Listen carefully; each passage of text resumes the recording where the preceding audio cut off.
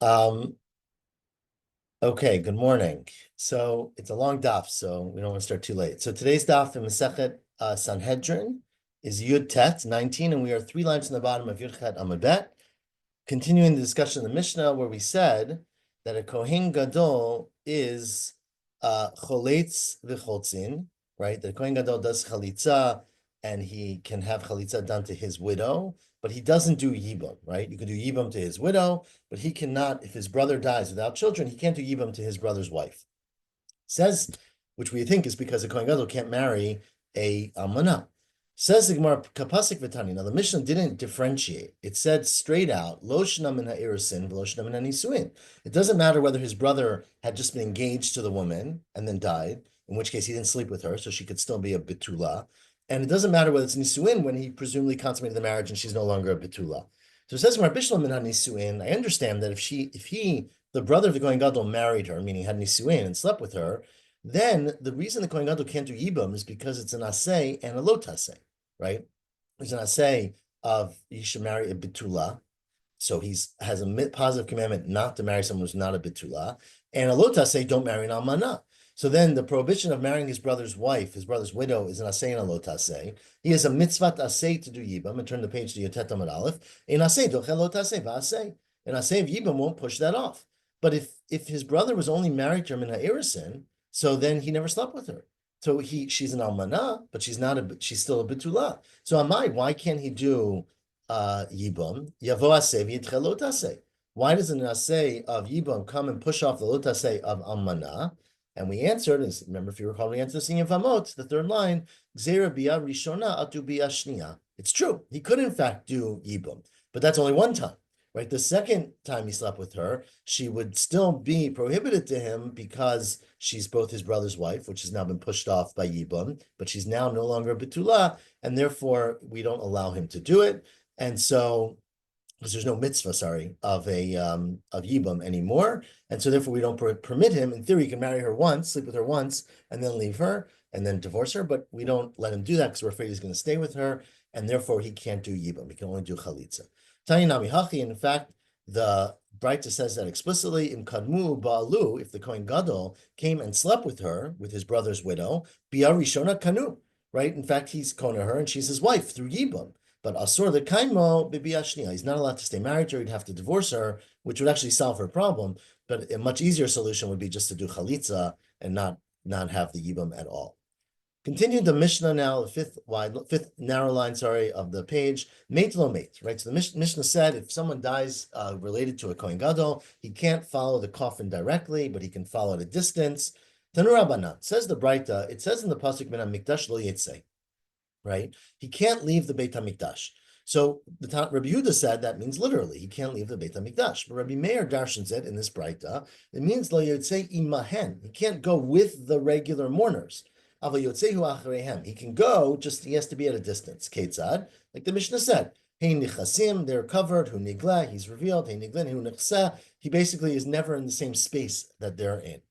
And then Rabbi Yehuda said, you can't leave the Beit HaMikdash at all, because the pasuk says, Min HaMikdash lo yitzei.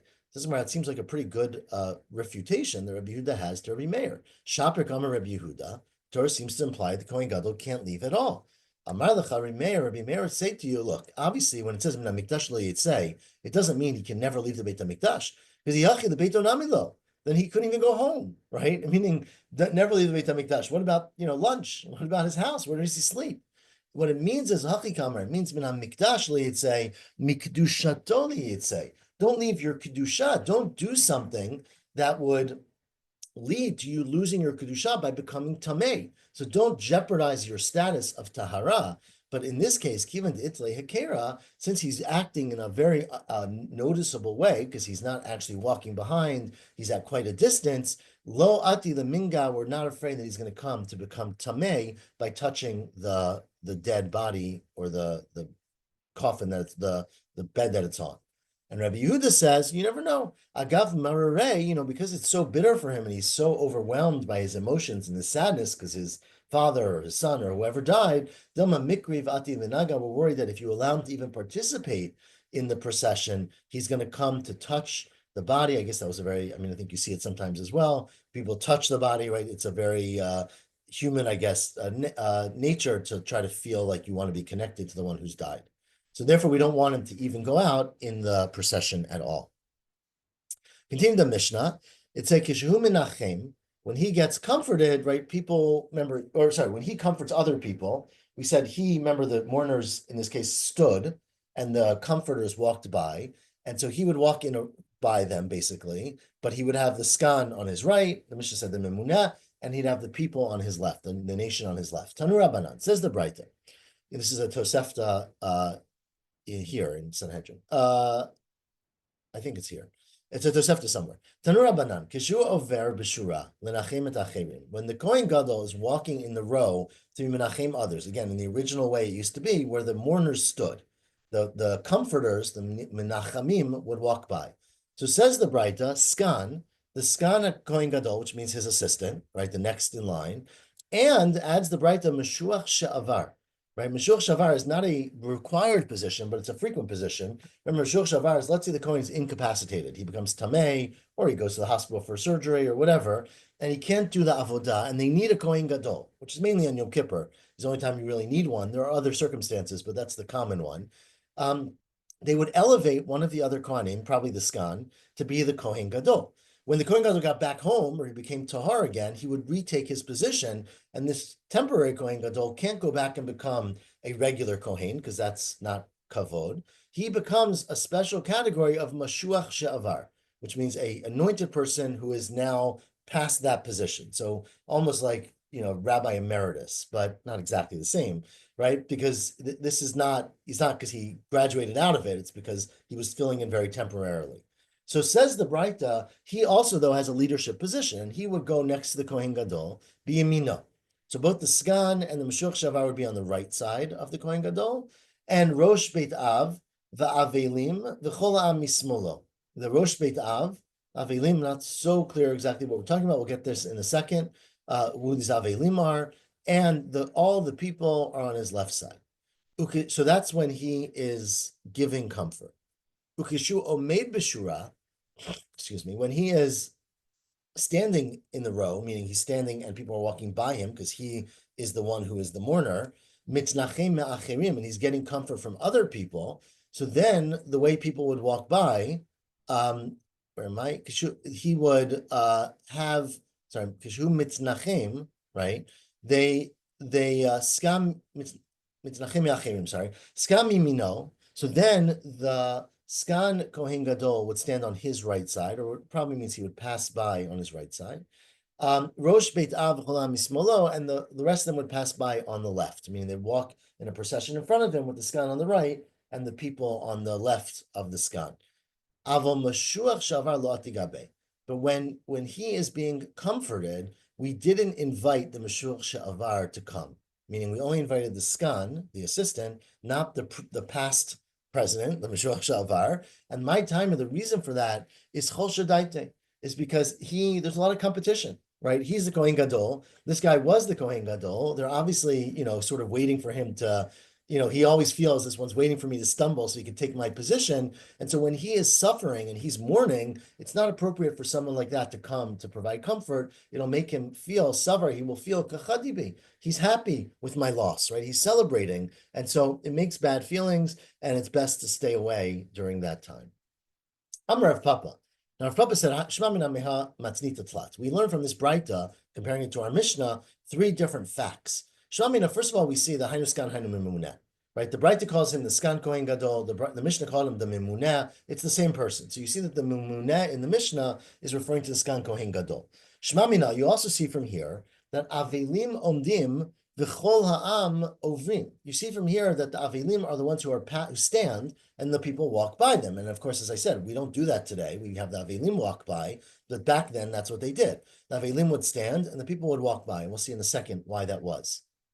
Shema mina. And the third thing you see from this description in the Braita is that Avelim l'smol hamenachmin hein omdim. You see that the mourners would stand to the left of the people who were being menachem them, meaning you would walk and the people would be to your left, as we just had the whole case with the Kohen Gadol. So you see those 3 things. Now, Tanur Rabbanan says the Braita, I'll try to ground us in the page. We are Someone help me out here. Tanur Abanan is the last word on a line. It's a nutrikan, of course. Halfway down. Halfway down. Thank you, Rosa. Tanur Abanan, it's a little less than halfway, but Tanur Abanan. Berishona. Now, initially, back in the olden days, Hayu Avelin Omdim. They would do it the way we do it today, actually. That the Avelim would stand. Sorry, not like we do it today. The other way. The Avelim would stand, like our Mishnah described it. The Chol Ha'am Ovrim. And the people would walk by and would say, you should be comforted. But of course, when you tell people you've got to walk by, there's always disagreements about who goes first, right? There were two famous families in Yerushalayim, maybe the Hatfields and the McCoys, right, who would fight with each other about who gets to go first, meaning it's a covered for us to go first, you go first. And of course, this family would say, we go first. And of course, it's a very uncomfortable thing to be at a funeral and have people fighting, which happens, unfortunately, in the real world. There's no breaks from people fighting for kavod. And so because of that, they said, this is not the time and place for us to figure out the social hierarchy. So hitkinu she'am umdim, just let the people stand where they are, and the avelim will go by. The avelim ovrim. So they solved that problem, though of course you have to figure out where everyone stands now. But the avelim are the ones who make the action and walk by. Amar Rami Bar Abba. Well, says Rami Bar Abba, that was necessary, I guess, in a time where people were not very well behaved. But hichzir Rabbi Yossi et hadavar liyishno b'tzipori. Later on, Rabbi Yossi, who was a rabbi in Tzipori after the Churban, he returned it to the original way. He said, look, you guys have to figure out how to get along with each other. The Avelim will stand, everyone will walk by and stop fighting. Rami Bar Abba, said Rami Bar Abba, Hitkin Rabbi Yossi b'Tzipori. Another thing that Rabbi Yossi was taken in Tzipori, very strange halacha, is shalote isha ma'alechet b'shuk u'b'na achareh. A woman should not walk in the shuk with her children sort of dangling behind her, which was very common, right? I mean, we do it nowadays. You walk and the kids are 20 or 50 feet behind you, and they'll catch up. But because Mishum Ma'aseh Shaya, because of a story that happened, and Rashi goes through, of course, the story, which was where there were people, I guess, very unscrupulous people who basically took advantage of the situation, and they would kidnap the children. Not to kidnap the children, but because they grabbed the children, the mother would then turn around and not see her children. Her child would be crying, "Mommy, mommy." The mother would run after the child into some abandoned house, and they would rape the mother. So it led to a situation. I guess they lived in a time where things were very unsafe in the roads, that a person shouldn't let their children separate from them because it gives an opportunity for someone to make this kind of trouble. So that was the takana Rabbi Yossi made. And Amar Rami Bar Abba, Hitkin Rabbi Yossi b'Tzipori. Another thing Rabbi Yossi said in Tzipori was shiu nashim misaprot beit hakisei, that when women went into the bathroom, they should talk to each other. And the reason being that, of course, the bathrooms were isolated; they were outside of town, and you never knew who else was there with you. And he wanted mishum yichud. He wanted men who were going, I guess, to know that there were women in there, so that they wouldn't go in if there were women inside. So these are takanot of Rabbi Yossi in Tzipori. Now, Amr Menashe Bar Ut. Says Reb Menashe Bar Ut, very interesting name. Menashe, yeah. She'elit et Rabbi Yoshaya Rabba bebeit Almindo Hutzal. I once asked a question of Rabbi Yoshaya, my Rabba, the great, Rabbi Yoshaya the great, in the cemetery in Hutzal. Hutzal, remember, was a big city. And he told me, Ein shura pchuta me'asara bnei adam. When we say there's a shura, you make a row, and there's all halachot there that you don't say Shema when you're in the row, and you have to be, mitzvah, osek mitzvah, patur min mitzvah. That's only a shura, means there's 10 people. If there's 5 people there, that's nice. You could be comforting, but it's not an official shura. They ain't avelim min haminyan, and the avelim are not part of the 10. I mean, you have to have 10 people besides the mourners. Bein shavelin omdim b'cholam ovrim, bein shavelin ovrim b'cholam omdim. It doesn't really matter if the avelim are walking or the people are walking. You need to have 10 people in the shura, and you have to have whatever avelim don't count in that minyan. Okay, now continue the Mishnah back to our topic of the Kohen Gadol. We said in the Mishnah, when he is mitnachem, the third medium wide line, I'd say, when he is mitnachem, he says, the people would say to him, Anu kaparatcha, right? We said in our Mishnah, we should be the punishment for your sins, or we should accept your things. And he would say back to them, titznachamu, you should get comfort, right? So says the Gemara, Iboilu, when it says, when that's all when people come to comfort the Kohen Gadol. But what does he say when he comforts other people? Let's say the Kohen Gadol goes to a Shiva call, right? When he comforts other people, what does he say? So Tashma says the Gemara, no, that's what the Mishnah means when it says, Hu Omer Titnachamu. He says to other people, you should be comforted. That's not in response to them saying to him, we accept, anu kaparatcha. It's him when he goes to someone else, he should say to them, you're titnachamu. Says, how do I know that? Ichidami. What's that referring to? If it's referring to the way we read it in the Mishnah yesterday, incorrectly, it's when other people come to comfort him, right? They say to him, we are your kaparatcha, and he responds to them and says, you should be comforted. That's very inappropriate. What do you mean you should be comforted? He's saying that you should have a death in the family and need comfort, right? Amalu iu titznachamu, nachsha karamilu. Is he giving them a curse? Nachsha is a curse? That they need comfort? Right? You say, oh, same. It's like someone says you should be comforted, and you say same by you, right? It doesn't sound very nice. Ella, what it's saying is when they say to him, you should be anu kaparatcha, and when he is comforting others, he doesn't say to them, I'm your kapara. He says you should get nechama, titznachamu. When he comforts other people, amalu titznachamu, shmamina. You see clearly that's what our Mishnah must mean by that dialogue. Okay, that's the Kohen Gadol. Then we get into our Mishnah, which said, Melech lo dan v'lo daninoto. You don't judge a king. Now, why don't you judge a king if you judge a Kohen Gadol? So says Rav Yosef, very fascinating halachic and fascinating Gemara, right? Says Rav Yosef, lo shanu ala malchei Yisrael. That's only referring to malchei Yisrael, which most understand, and you'll see from our story, as not just the kings of the 10 tribes, as opposed to the kings of David, but it means kings who are not very scrupulous, and by that I'm including the Malchei Hashmonai, right? Who many of them came from slaves. They weren't really from the house of David, right? So not all. Sorry, they didn't all come from slaves, just to be clear. But many of them didn't come from David, and some came ultimately from slaves. So the Malchei Hashmonai and others might be included in those who don't do din, right? Avol Malchei Beit David.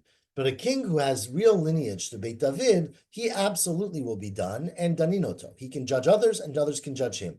Dichtiv, because it says in the pasuk, in fact, Beit David kol amar Hashem, that Beit David, God says about them, dino levoker mishpat, that they are very aggressive and very honest to the judgment, right? So clearly they are active in judging others.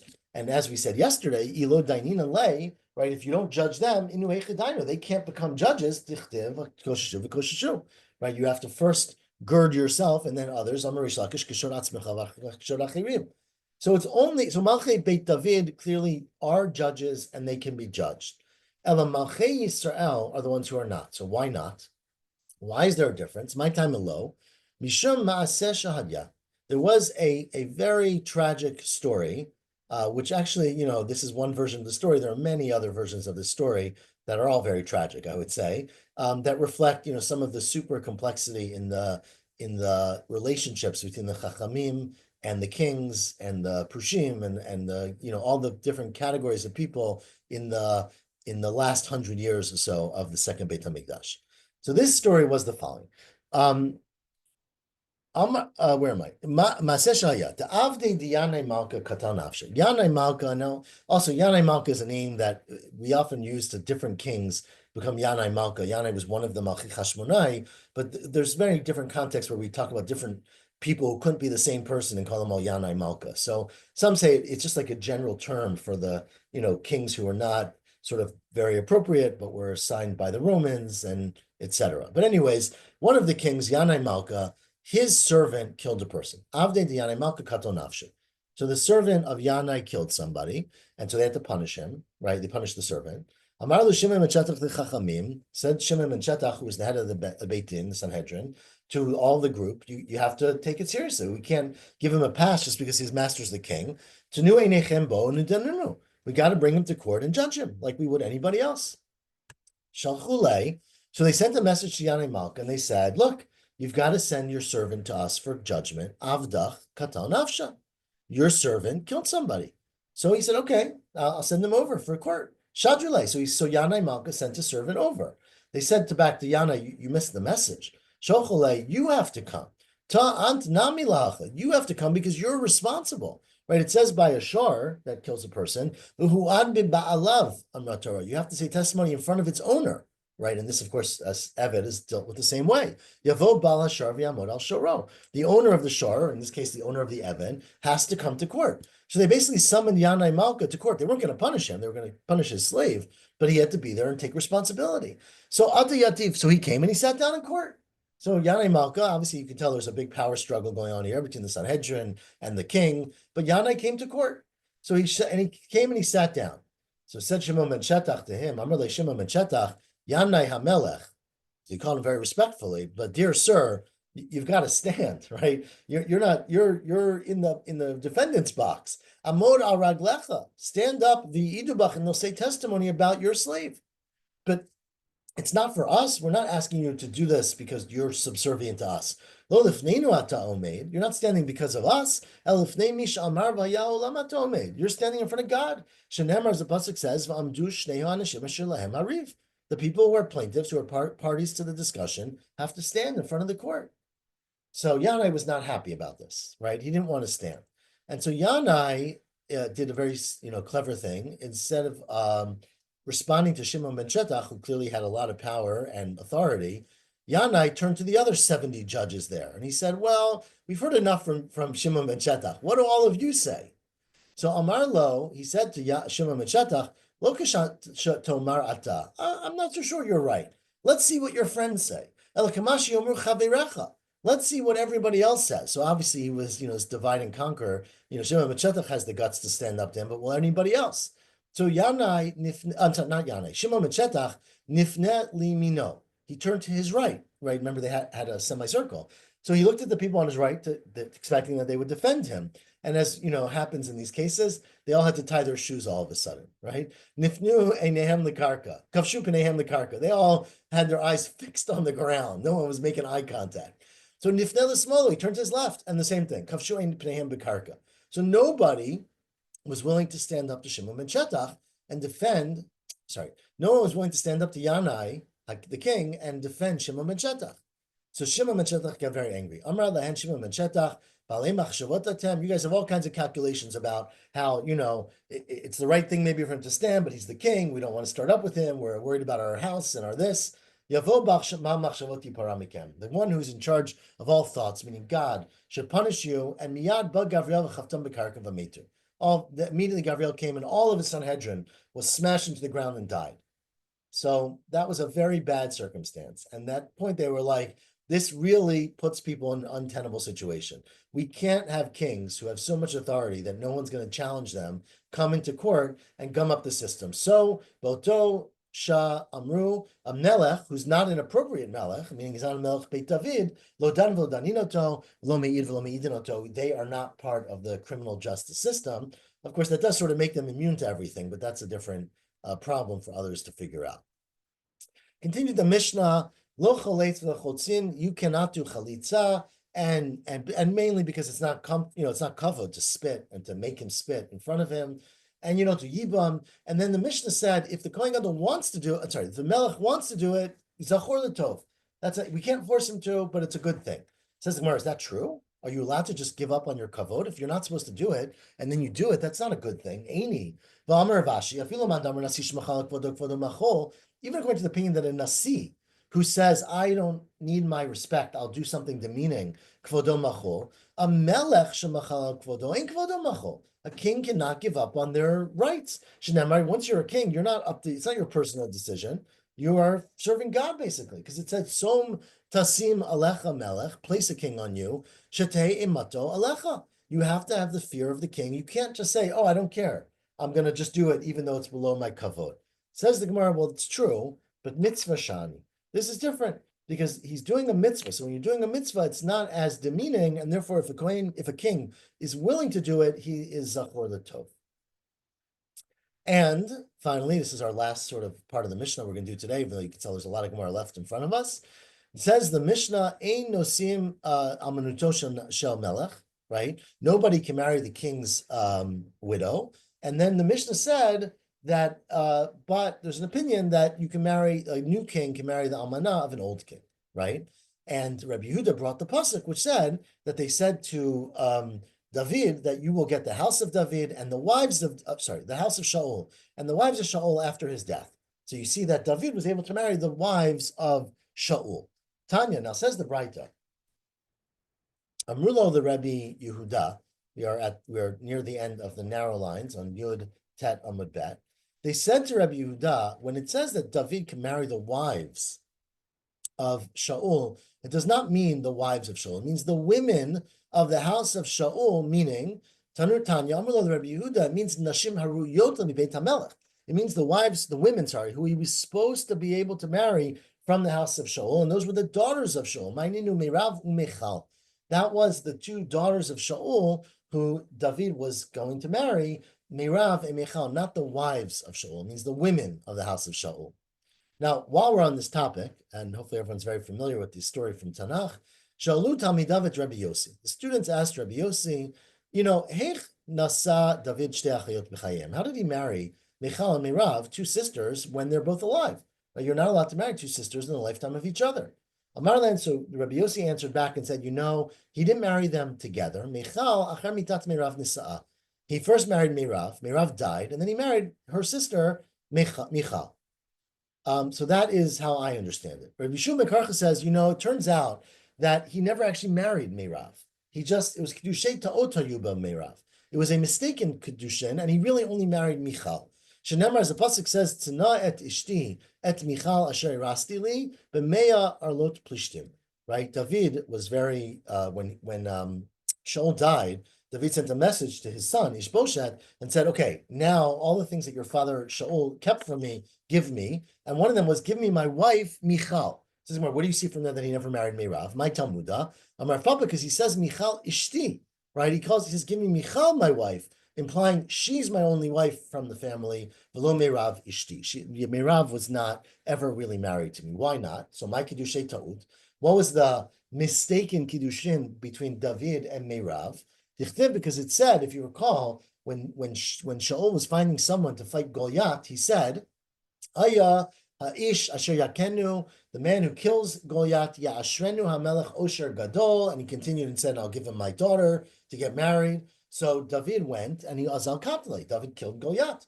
So he went to Shaul and he said, okay, now I'm married to your daughter Merav, because you said whoever married her whoever killed him would marry her.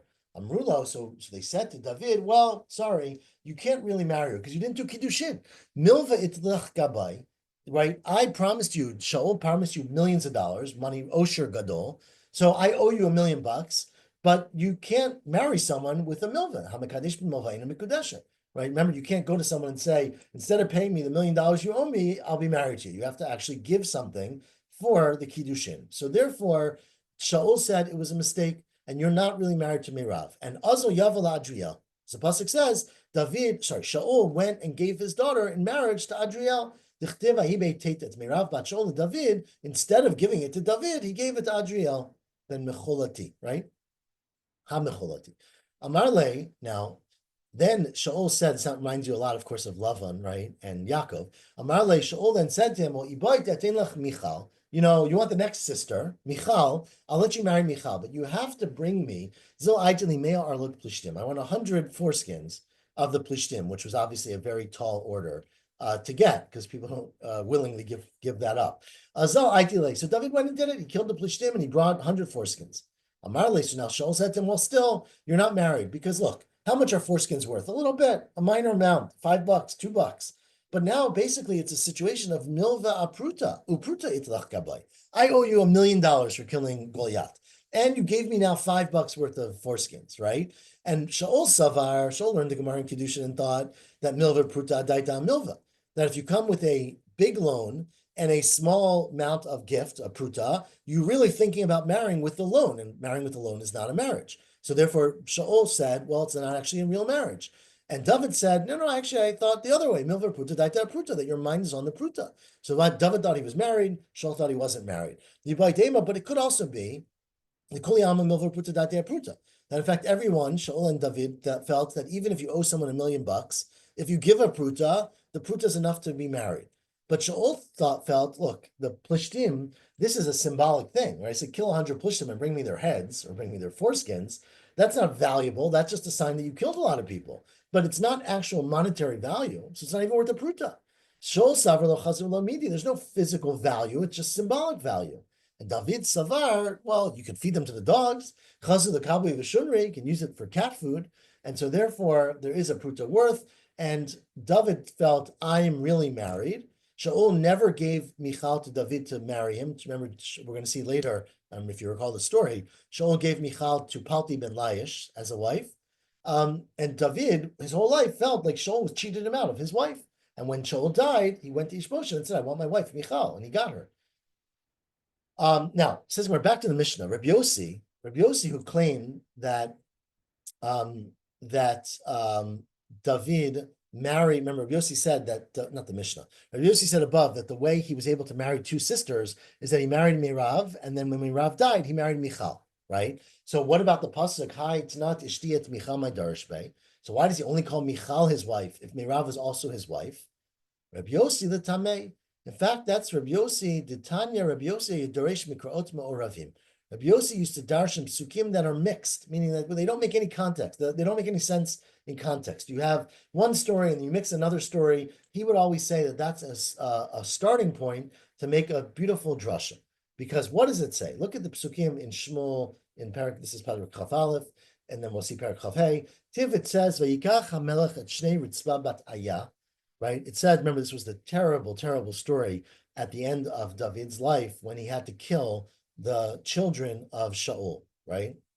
So he took, it says, the Shnei B'nei Ritzvah bat Ayah. He took two children who were sons of Ritzvah bat Ayah, Asher Yolda l'Shaul, who were born to their father Shaul, at Armoni that Mephi-Voshet, those two sons. And he took at Chameshet B'nei Michal, and the 5 sons of Michal, Asher Yolda Adriel Mecholati. Now, it's not, obviously, that's a mistake, because Merav married Adriel, Michal married Palti. Says the Gemara, Adriel Nitna, Michal didn't marry Adriel, lo Palti ben Laish Nitna. She was married to Palti. Dichtivitz, it says, this is back in Shmuel Aleph, U'sha'ol natanat Michal bito Eshet David Palti ben Laish. Ella, what it's telling you in this pasuk at the end of Shmuel Bet is Makish Kiddush Merav la Adriel Kiddushay Michal la Palti. It's telling you that the same way that Michal's marriage to Palti was wrong, because really Michal was already married to David, Merav's marriage to Adriel was wrong, because Merav was already married to David. Ma Kiddushay Michal Palti ba'avera, because she was already married to David. Af Kiddushay Merav Adriel was ba'avera. So that's how Rabbi Yossi would read the psukim. And Rabbi Yeshua ben Karcha also, this pasuk is very problematic. Hachdiv, it says, "Et chameshet b'nei Michal bat Shaul."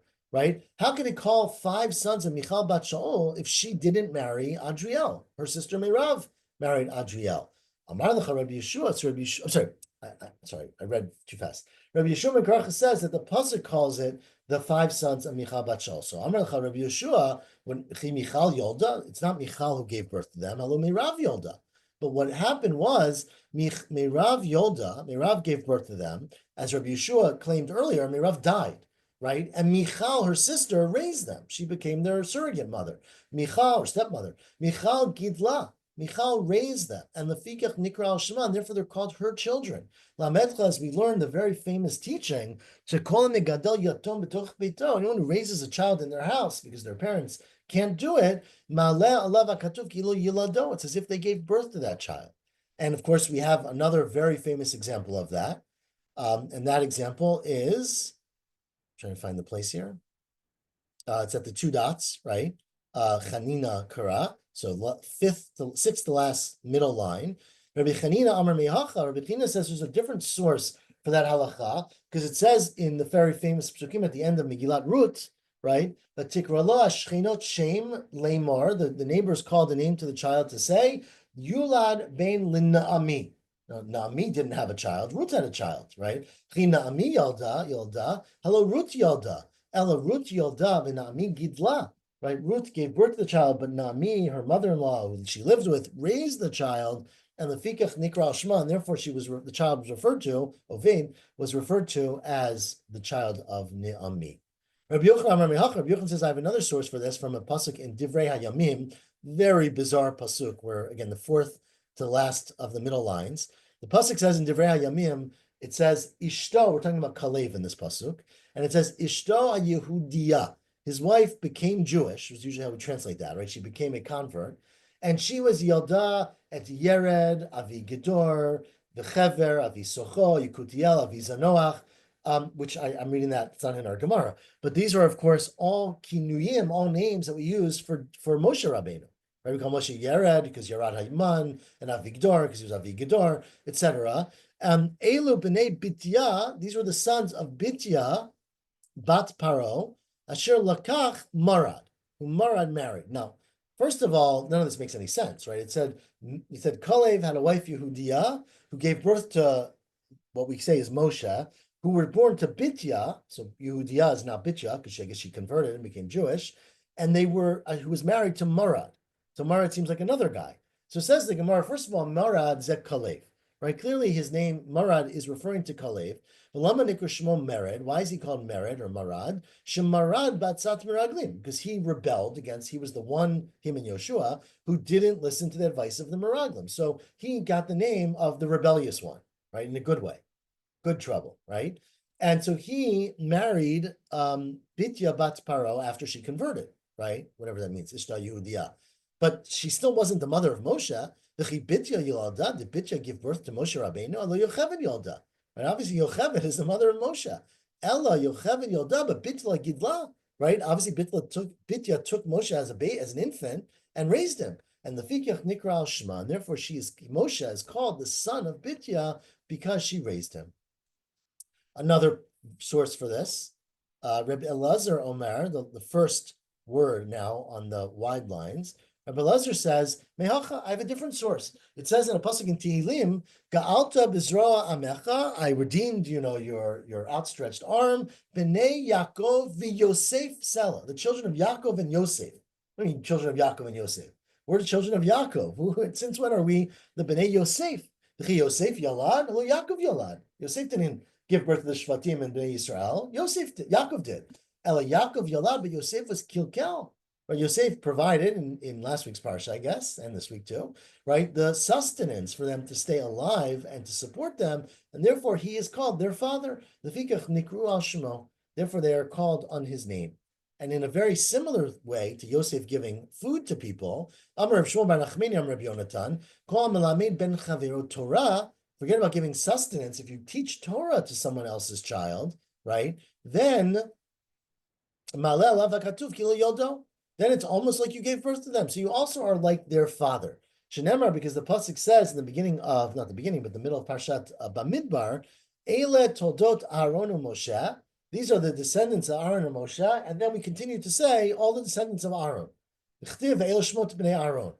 Where's Moshe? Right? We don't mention anything from Moshe's family. It's telling you, Lamarlach Aaron Yalad. Yeah, Aaron gave birth to these sons, but Moshe taught them. Moshe limein the fikach nikru al shemo, and therefore they are called on his name. Basically, they're called after Moshe as well as Aaron. One more source for this. The Chain, it says a pasuk in Yeshayo, Perek Chavtet. The Chain Ko Amar Hashem, God says, El Beit Yaakov, to the house of Yaakov, Asher Pada et Avraham, who redeemed Avraham. What does it mean, Yaakov redeemed Avraham? Where did Yaakov redeem or buy out, basically, redeem Avraham? The reason is that, this is a fascinating statement, which is that basically, I'll read inside and then we can talk about it.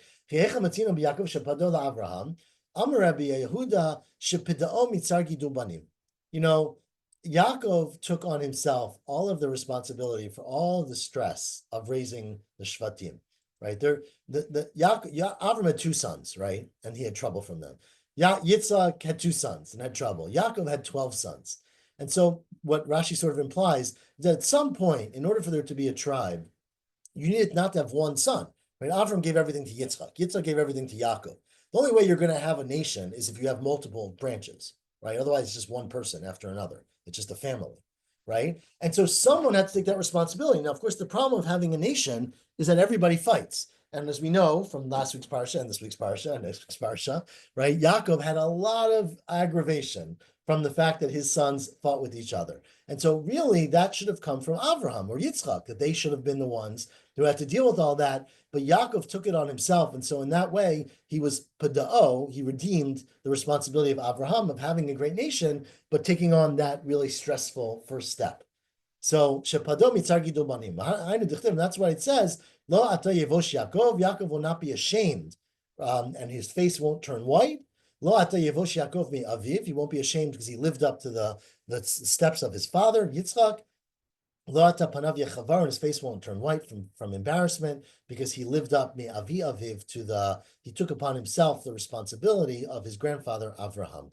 And so that is just another aspect of, basically the fluidity, I would say, of, sometimes a person's a child of one and is called a child of the other because someone raised them or someone taught them Torah or someone took the responsibility. And so these relationships are always quite fluid between different people. Now I'm going to stop there, I think, because it's a good place to stop. So we are 6 lines from the bottom. Let's we can do a few more lines. Thumbs up, thumbs up. Okay. Do three or 4 more lines. So we are 6 lines from the bottom. In one place, it calls him in the beginning, when it says that Shaul took his daughter Michal and gave him to Palti ben Laish, it calls him Palti. But then later, when David says to Ishbosheth, I want my wife Michal back, he says, my wife who was given illegally to Paltiel. So first he's called Palti, Ktiv Palti, Ktiv Paltiel. Why do you add the El, God's name, to it? Amar Reb Yochanan, Palti Shmo. His name was really Palti. That's what his mother called it. Lama Nikra Shmo Paltiel, Shepolto El Min Ha'avira. God kicked him out. Polto means he spit him out, so it prevented him from doing a sin. Because remember, Michal was given illegally to Palti to marry. She was already married halachically, according to our understanding, to David. So Palti couldn't sleep with her, but of course he couldn't reject her because the king sent her his way. So God helped him stay away from Avera. Ma'asa. Now, what did Palti do to stop from, being tempted to sleep with her? He took a sword and put it between their beds. Amar, he said, anyone who gets too close to the middle will get stabbed with this sword. So he wouldn't sleep with her their entire quote unquote marriage. But the pasuk says that when she was given back to David, her husband went with her. So it implies that he was her husband. Now that means he acted like her husband, but he didn't, meaning they went to weddings together, but he didn't sleep with her. It says it says he was crying. So if he's crying, it must be because he's sad that she's leaving. It says, well, he was sad because al mitzvah azalmine, that he had this great schut the whole time, that he was not sleeping with her, and now he's going to lose his opportunity to do that mitzvah. And finally, it says in the pasuk that he went with her ad Bachurim, until the place called Bachurim, and that is a limud shenasu shnehem kebachurim, that they both behaved like young children or young men, shelo ta'amu tam bi'ah, that they were virgins. They never slept with each other because during their whole time of their marriage, they understood that it was incorrect and that ultimately it was going to be reversed. And Michal went back to marry and be with her true husband, David, and they had children. And of course, it didn't end so well either, but that was a different story. So we will stop there now, 3 lines in the bottom, when we talk a little bit more tomorrow about Palti and all these people with more Agadata. That's a lot of words. Okay, Shavua Tov. Shavua Tov. Thank you, Ellie. It's good. Everyone have a great week. Shavua Tov. Have a good day, good week. Good day, good week. I'll see you next Motzei Shabbat. Thanks, Abba. See you later.